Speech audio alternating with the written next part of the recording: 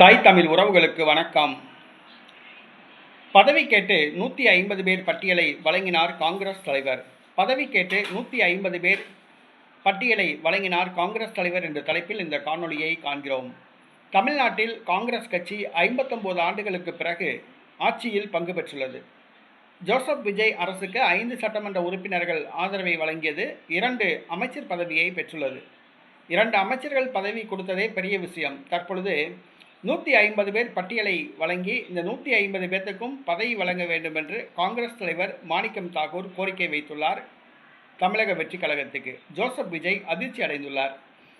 அதாவது அரசு வழக்கறிஞர்கள் நியமிக்கப்பட உள்ளார்கள். 150 பேர் காங்கிரஸ் கட்சியை சார்ந்த வழக்கறிஞர்கள் பெயர்கள் பட்டியலை வழங்கியுள்ளார் மாணிக்கம் தாக்கூர்.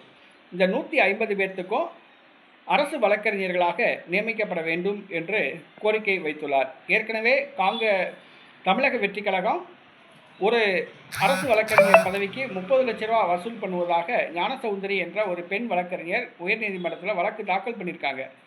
இந்த சூழ்நிலையில் காங்கிரஸ் கட்சிக்காரங்க தனியாக கலெக்ஷன் பண்ணணும் அப்படிங்கிறக்காக வேண்டி இன்றைக்கி 150 பேர் வழக்கறிஞர் பட்டியலை தமிழக வெற்றி கழகத்திட்ட வழங்கியிருக்காங்க.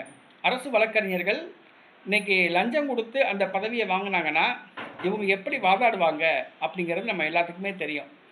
இப்போ ஒரு கேஸில் வாதாடினாங்கன்னா அரசு வழக்கறிஞர்னால் ஃப்ரீயாக தான் வாதாடணும்.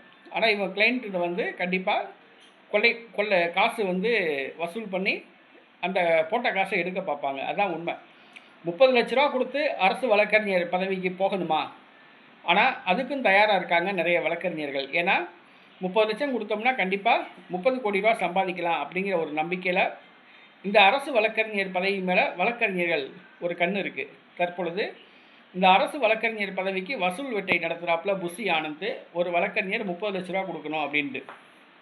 இப்போ காங்கிரஸ் கட்சிக்கு அந்த ஆசை வந்துருச்சு. இப்போ 150 பேர் பட்டியலை மாணிக்கம் தாக்கூர் தமிழக வெற்றி கழகத்தில் கொடுத்துருக்காப்புல. தமிழக வெற்றி கழகம் காங்கிரஸின் விருப்பத்தை நிறைவேற்றுகிறதா என்பதை பொறுத்திருந்து பார்ப்போம்.